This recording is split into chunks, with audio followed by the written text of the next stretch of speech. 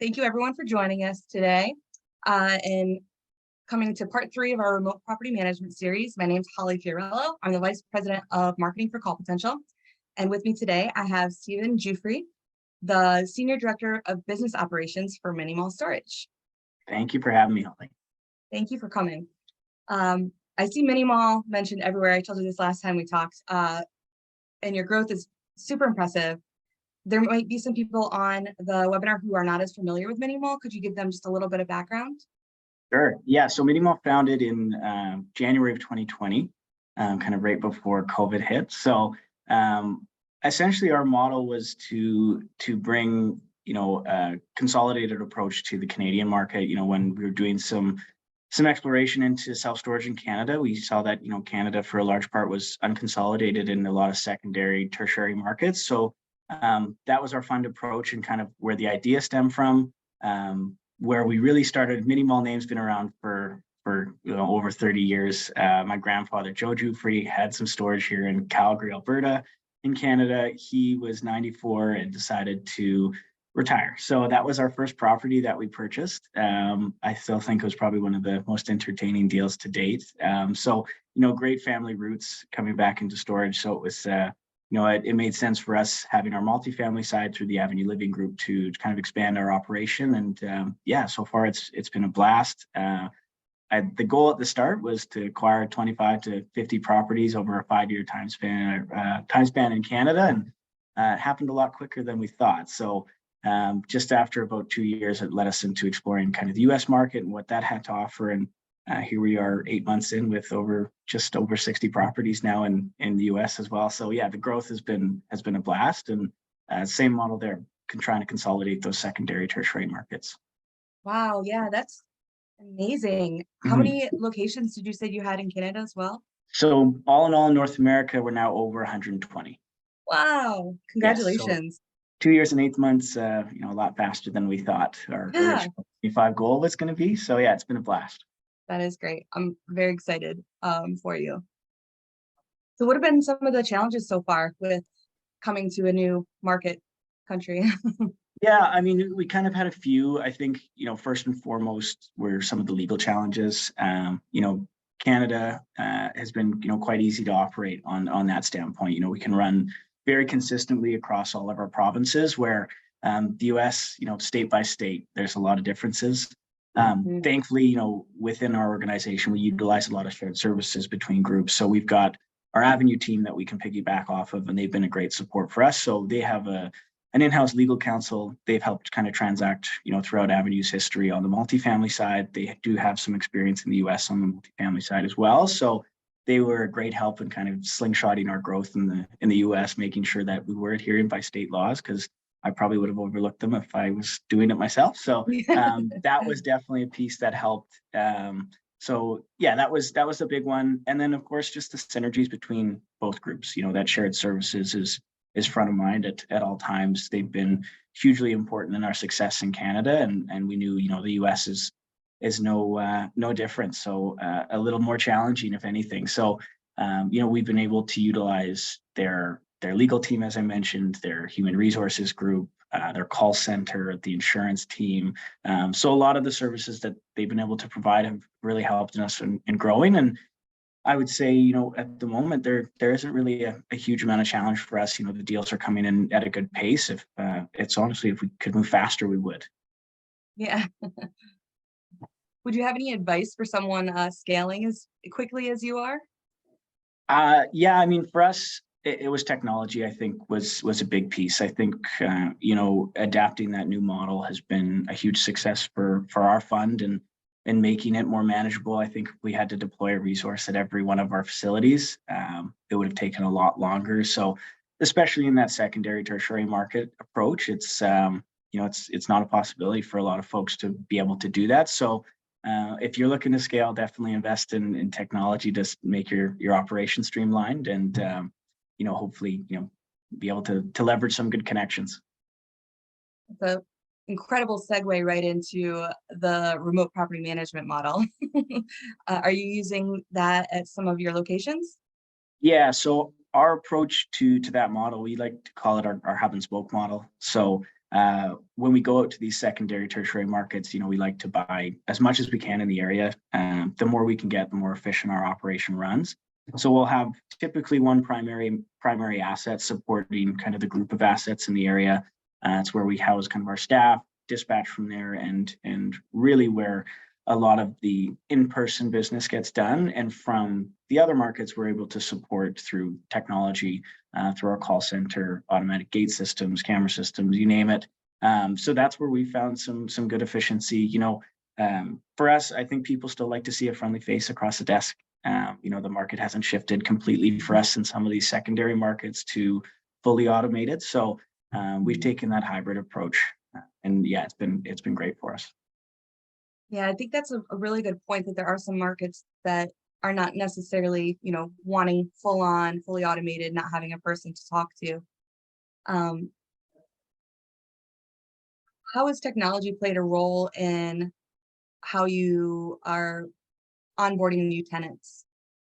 Yeah, so one of the fun things for us is, a lot of these technologies that you do see in primary markets, we're now slowly adapting into these secondary markets. So tenant onboarding being one of them. A lot of these old mom and pop operations, they'll operate between regular business hours, 9 to 5. So for us, for onboarding tenants, moving a lot of that to online contactless transactions has been huge for us. So online rentals, utilizing our call center, even having instructions at some of these, further stretch properties in order for them to just rent right then and there at the gate without even having to contact anybody. So that for us has been a huge focus, finding those synergies. Again, like I said, without that use of technology and software, that's not a possibility for us. So for that scaling side, that's how we've adapted and made sure we're capturing as many leads as we can. So instead of just hoping that someone's going to walk in the door or call in between business hours, we can service them during business hours, after hours, in the middle of the night if they want to come rent a unit in some cases. So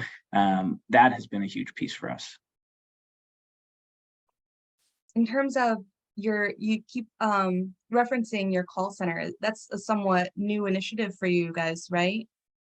Yeah, I think for a large part on the storage side, it has been, they've been servicing our Avenue Living team for ages, pretty much since the inception of their fund in 2006. So yeah, for us, it's definitely been a backbone of how we've serviced and how we've been able to scale so quickly. They're supporting our operation in Canada, supporting our operation in the US. So a huge kudos to that team for assisting us. It's definitely been exciting and a challenge, but it's been a good one at that. Yeah, it's fun. Awesome. Are there approaches or technology that you find in the multifamily space that you see growing into storage? Yeah, so a lot of our model was based off that multifamily model that Avenue adopted. So they'll run a very similar kind of operating model where they've got that one hub location or the one office supporting their market. So for them, the access systems, the surveillance, that contactless transaction piece for us was like, okay, we've done this before in the past. We can easily replicate this and bring it to storage. I think a lot of the market still is underserved on the tech piece. So kind of learning what we did on the multifamily side and adopting that and trying to bring that to those markets that they've been able to do on their multifamily side for us in storage was our focus. So a lot of synergies that way, as well too with the sales process. On multifamily side, it's very similar in landscape to self-storage, minus the toilets and people living in there, hopefully. So that for us was an easy entrance to the market. Again, I think self-storage is much more retail focused, a lot of speed when renting and transacting. You don't have people kind of shopping and waiting, but yeah, for us kind of learning what we did from that group and adopting it into self-storage has made it a huge help for us servicing our customers too. And talking about your sales process kind of being like multifamily, how are you using technology to kind of monitor your sales teams?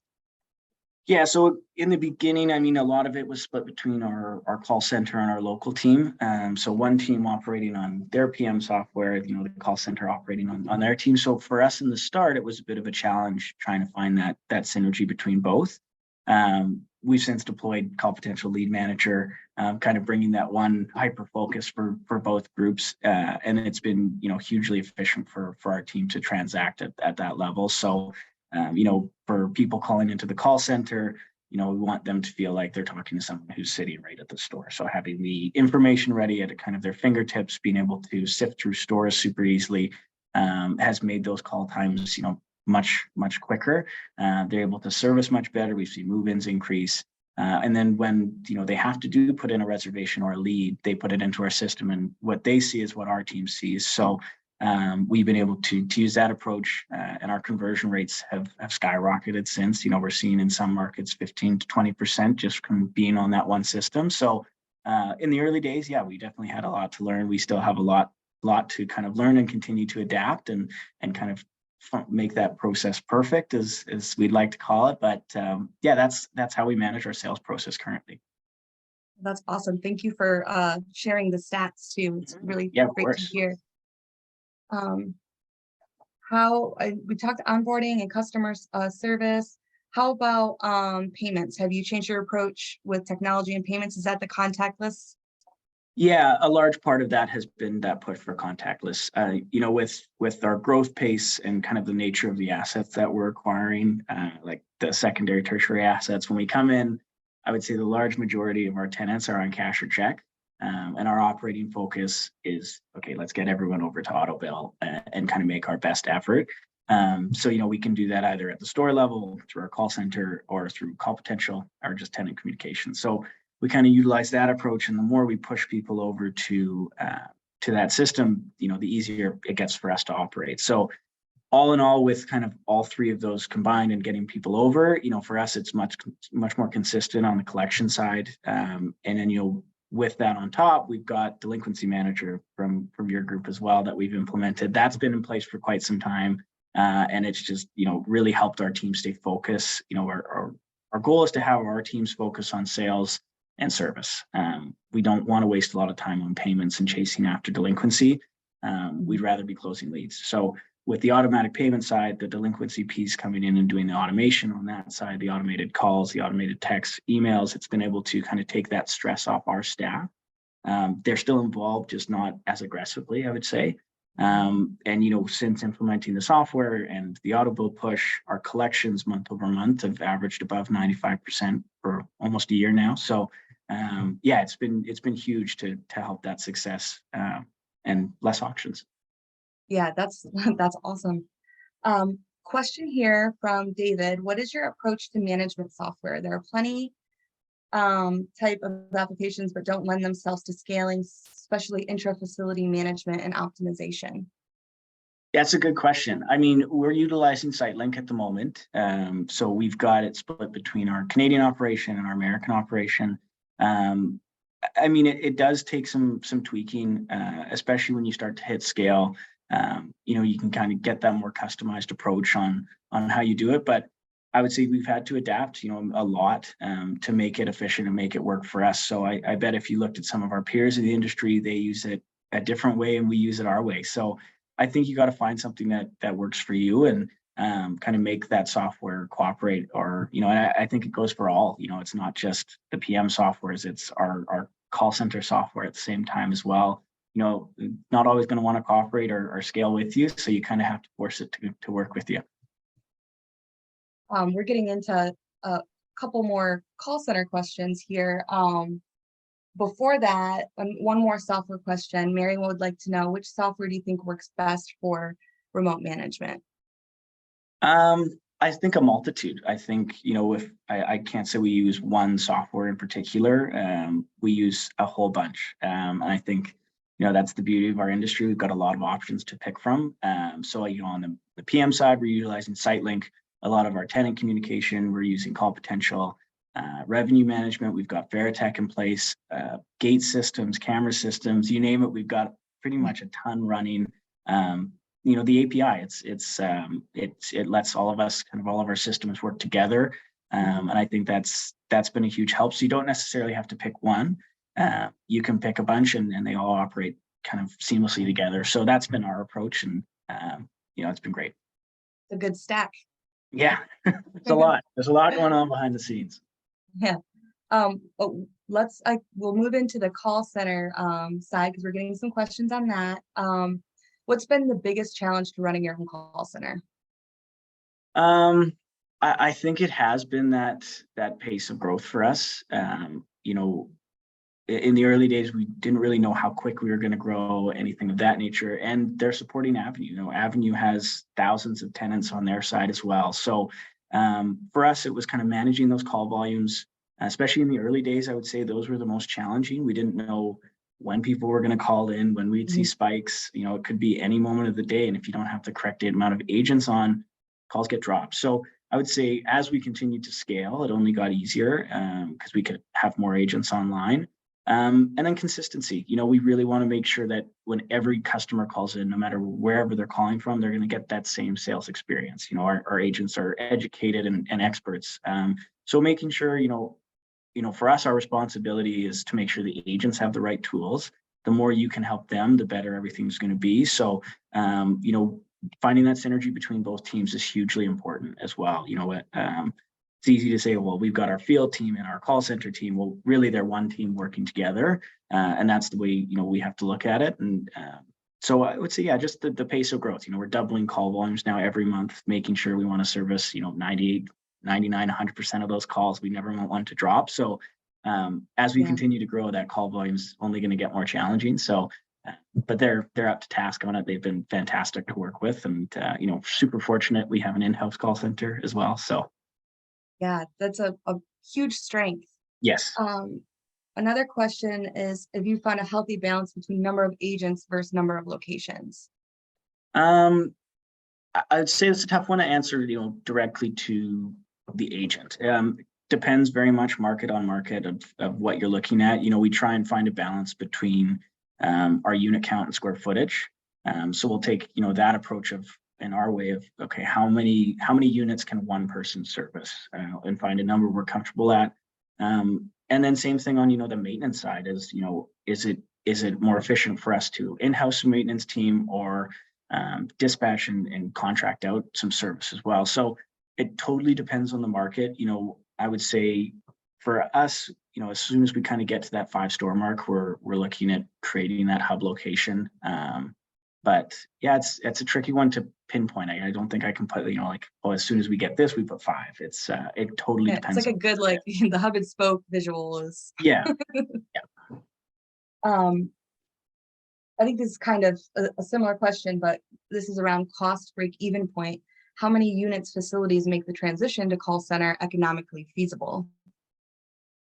I think it depends on your operation, where you want to go. I think even if you're a smaller company with just a few stores or one store, the way they model it and they price it out is to make it attractive for you. We do it on a store by store basis. It's not one big cost for every store. So for us, it definitely benefits those larger locations where we've got anywhere, 400 to 1,000 units is what we're kind of gunning for in the secondary markets.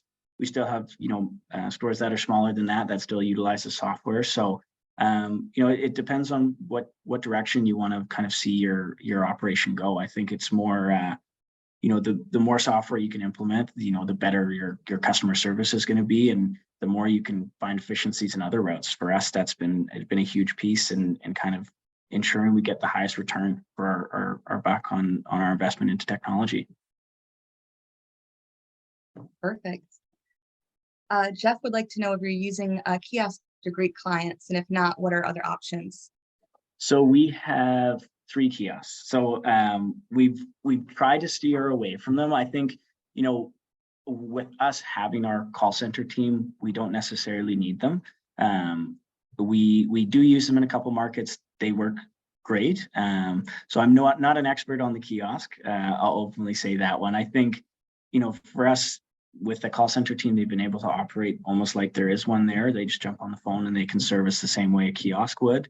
When I look at our stores that do have kiosks, occupancy levels are sitting around the same as many of our other stores, same as collections. So the one thing on the kiosk side, I think for us was, you can't just let the kiosk do everything. You have to have those systems in place to, find collections, make sure people are coming to the kiosk. If their cars decline, you still have to have that involvement. It's not a kind of wipe your hands clean approach. So with the systems we have on the back end, we just decided to steer the other route and kind of go with the call center service. That's a interesting way that you put that. Mhm. That's makes a lot of sense. How are you handling unit access? Yeah, so for us, it's automated as well. I think as you can kind of see the trend here is everything is slowly gearing towards an automated approach. We want to make sure our gate systems are automated.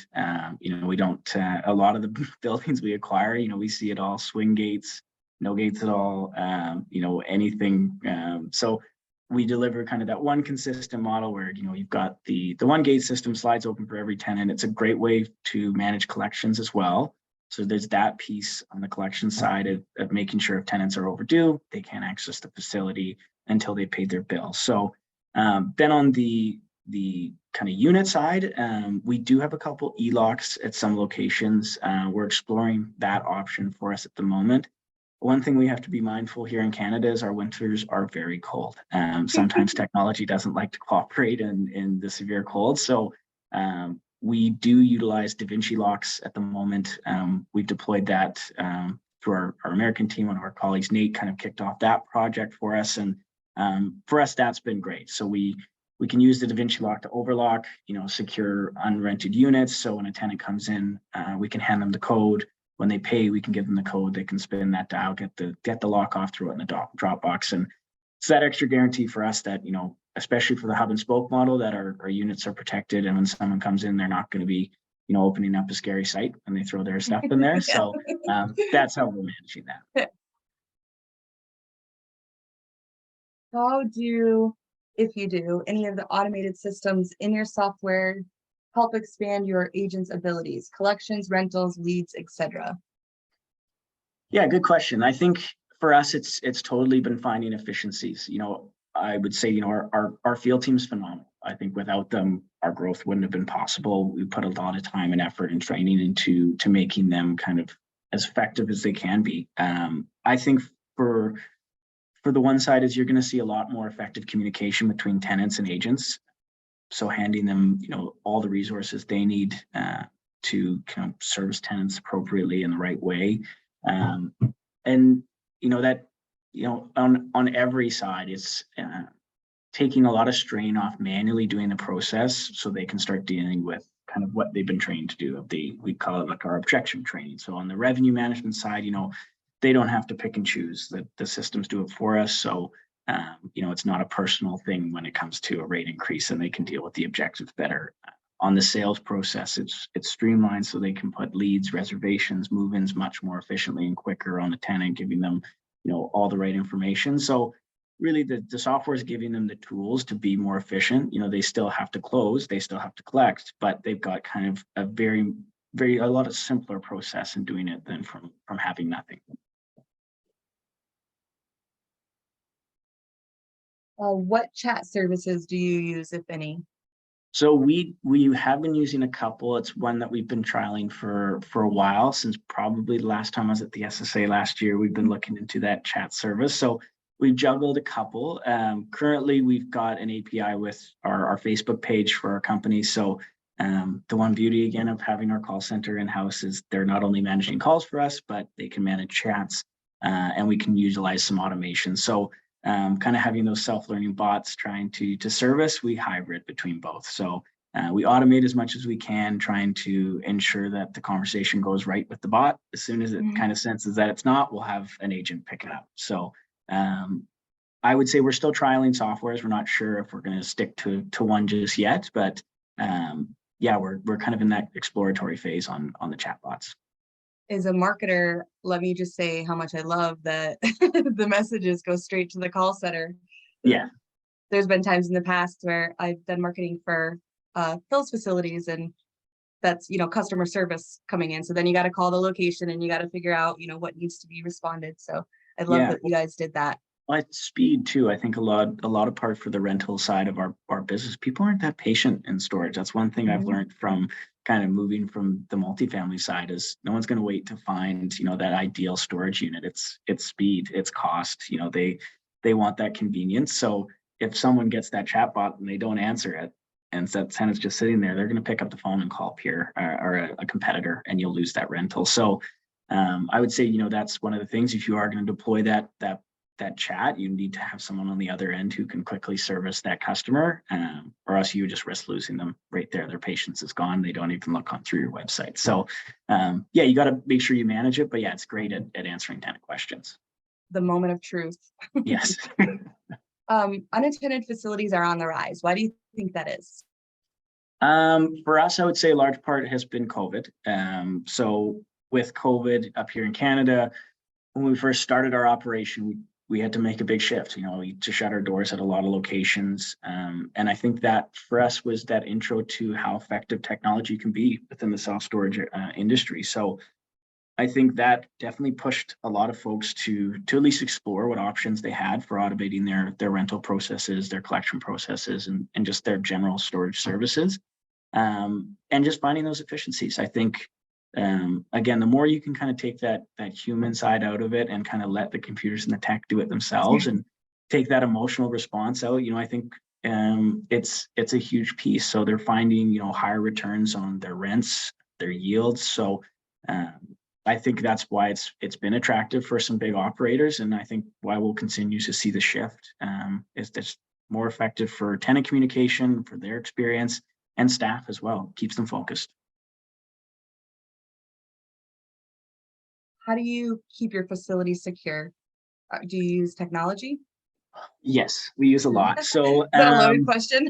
yeah, there's a lot going on. I think again, when I speak of that tenant journey, it's that speed, it's the convenience, it's the price. But as operators, they're putting a lot of trust in us to protect their belongings. I think it's easy to forget that we're just operating a self-storage business. It's like, oh no, we've got tons of goods within here that prized possessions for some folks. So for us, it's top of mind, especially entering some secondary, tertiary markets where a lot of them don't have that and don't have that sense of protection. So when we come in on an acquisition, we've got fencing that's coming in there, making sure the site's secure, the gate systems, the automated systems. So we're good that no one's just coming in and leaving when they want. We can track it, and definitely helps in that point. Camera systems that you can also access remotely, where you actually don't have to come plug into the DVR and hopefully go back 6 days and find something.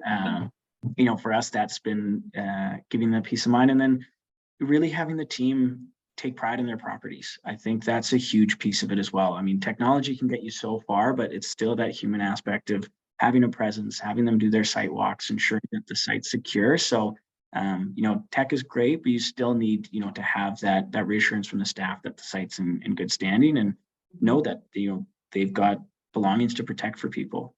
It's one thing for us to focus on, revenue, on how many renters we have. We've got a responsibility at the end of the day that we're watching people's goods.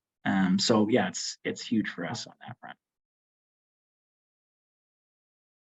How do you audit your facilities on site remotely? So we will dispatch people out every now and again. So we do site walks on a consistent basis. So scheduling is big. So once you find that hub and spoke model, you got to make sure you're running an efficient model. We don't want people kind of sitting in that hub office and that's all they do every day. Our folks are out in the field. They're actively renting, actively cleaning, actively going out and ensuring their security at the property. So that's one of them. And so, yeah, just really having that team engaged is big for us. Is that how you handle the property maintenance then, is with the hub and spoke team? Yeah. So especially on the bigger property sides, if it's one property, that particular staff will have a little bit more responsibility. When we start to really scale up in some markets, we've got 21 assets in the surrounding area. So we've got a maintenance team that will dispatch out, or the contractor side. So if, we've got sites that are 2 hours away from our hub location where we do have a local contractor who will go in and service. Again, it's totally up to to the operator of where they want to go and where they find, you know, the best cost model for them on the expense side. So we shift a lot of the time from in-house to contract to in-house. So really it's finding those, you know, the cheapest option for those markets, but also, you know, you want to deliver consistent service. Absolutely. Do you still accept cash payments if you're leaning more towards remote management? Is there a software that exists that allows the taking of cash payments without a manager having to physically be on site? So the kiosks are for that. So to answer the first question, we do still accept every form of payment. I mean, cash definitely isn't king in our industry. It's tough to manage, and you know, it's hard to reconcile. So for us, especially with the nature of the asset, you know, we always are going to have to deal with cash. Not every tenant's going to want to cough up a credit card. Not everybody has a credit card. For us, it's definitely something we still accept those payments in a lot of cases. You know, we really have to be strict on cash at that point, as you know, how frequent are we going to the bank to make our deposits? What does that reconciliation look like? What is the staff responsible for? So as soon as kind of we hear cash, the process gets much longer than clicking a button on auto bill. So that's the tricky part. For us, yeah, for the remote locations, it does make the tenant experience a little worse. They have to drive into one of our offices to pay cash. There's nothing where they can kind of slip mail in a Dropbox or anything of that nature. It's also a great way for us to convince people to move to auto bill. So as much as an inconvenience for them, we use it to our advantage to say, well, why don't we get you on auto bill? And that way you don't have to drive into the office every time you have to make a payment. So yeah, the big two for us are gunning for auto bill or ACH payments. What do you wish you knew before you started remote property management? That's a good question. I think, you know, I'm very happy with how kind of everything's played out. I think that our team is super proud of what we've done. I think if we could all go back and change anything, it would be getting everything in day one. You know, it's for us, it's really shown how efficient we can be. A lot of us were new to operating for storage within the first 2 years. So if I knew what I do know now back then, I think, you know, day one, I would have snapped my fingers and just had everything in place.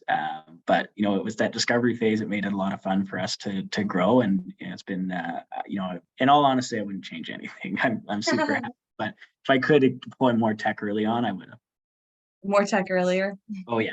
That's, I like that answer. And this is basically kind of a very similar question, but if you could go back to day one, what's one thing you would do, put in place? Yeah, I'd almost the same answer. I think I wish I could go back and, you know, deploy CallPotential, Veritech, all this stuff. It was a manual approach when we first started. So just for the efficiency for our team and kind of our growth model, it's much more, you know, sustainable for us. A lot less late nights, and you kind of let those systems do it for you. And you know, for kind of big decision making down to the little decision making, it almost does it all for you, where you can make that calculated decision and remove that human aspect. There's a lot of emotion still within our business, so kind of gearing it towards that has made us much more efficient. So yeah, day one, if I could go back, I would just have it all ready to go. Yeah. All right. Does anyone have any more questions for Stephen? Hit the half-hour mark. We got a few more minutes. We can take some more questions. Steve, is there anything else that you wish they would know about remote property management?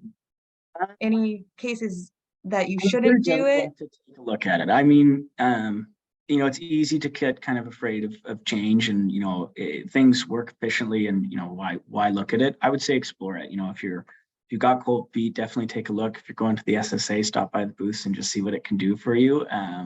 You know, it does, you know, find efficiencies for you in a lot of different aspects of the business. So, you know, our approach is kind of to do it across the business. You don't have to necessarily take that approach if you don't want to, if you need to phase it in. But I think my advice to folks is that's where the industry's heading. I think, you know, you don't want to be left behind in your competitors in your area in 5 years when they've all deployed these new systems. And I encourage everyone to take a strong look.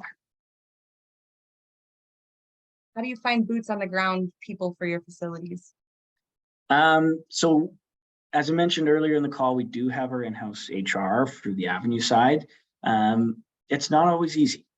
You know, a lot of the markets we operate in can be quite remote. So we do online postings, we get, you know, some recruiters in place, anywhere from going down and posting on a local job board. So it is very much dependent on the market. We have a great recruitment team that is constantly working kind of around the clock for us to ensure that when we do have a staff or need a staff, that someone is there to service our customers. So we pretty much do whatever we can to get people in place. So a big challenge across the board right now, right? Finding. Yeah, and I've heard that from a lot of the peers too, you know, within our industry, some of our commercial tenants as well, is finding folks, you know, across Canada, across the US is a challenge. You know, people aren't really out there or hunting or as motivated to get back to work. So you know, that's why we have to take so many approaches. It isn't as easy as it used to be. And so yeah, it is a challenge. You know, with every acquisition, it's something that comes up is, okay, you know, we're making sure months before that we're prepped to have people in place, or else the property doesn't run, right? So, Right. and I think, you know, that's the security that some of our models can bring is, you know, people can flex. You know, when we have those hub locations or, you know, multiple operating locations, we can flex people between that, and it's the security technology brings you. So, you know, if we lose a staff on short notice, we have the tech and the call center to piggyback off of to support that location until we have some place. So, yeah. Awesome. Do you use cost segregation, accelerated depreciation for all of your facilities in America? I would have to ask the other team. I won't answer that one just yet. Okay. Do you use different programs for all the communications with customers, or do you have a more all-in-one system to simplify communication management with customers? So we're gearing towards that one location. I think that's one of the problems right now, you know, as we continue to push out to different systems, a lot of tenant communications can come in from multiple directions. So lead managers definitely help streamline that into one place. So wherever it does come from, it kind of all floats back into lead manager for us. But we'll answer things on Facebook, Google, through the call center, you know, through CRM, text messages, emails. So it starts, you know, from a multitude of different sources, and we pull it back into lead manager. You know, we want to make sure that when people do communicate with us, that our field can see it, and if our call center gets a call, that they can see it. So no matter what that is, notes are hugely important. So that's what we push to. Do you have boat and RV storage? If so, how do you verify that the RV is owned by the person renting? So that one we do. We have it both in Canada and the US. We'll always ask for a license, cars registered, insured, and in their name. So that for us is the big one. It's pretty much a no-go. You know, even when someone does rent online, we're still going and checking before they move in and release that gate code to ensure that they've got everything in place. Against that protection for us, we don't want people kind of sneaking in there with a stolen vehicle or anything of that nature. So yeah, they have to have that registered and insured under their name. Awesome. Well, thank you, Stephen, so much. Thank you, everyone, Yeah. for joining us. We'll be at, again, booth 247 next week. I look forward to seeing you. Hopefully we can grab that cocktail. Yeah. And anyone else, come stop by and say hi. So thank Yeah. you again. I really appreciate all your time, Yeah. all your wisdom. It's really incredible what you guys are doing. Great. Thank you. And thank you for having me today. I really appreciate it. Anytime. Welcome back anytime. Okay. Thank you. Yes, we'll see you next week. See you next week. Bye, guys. Bye.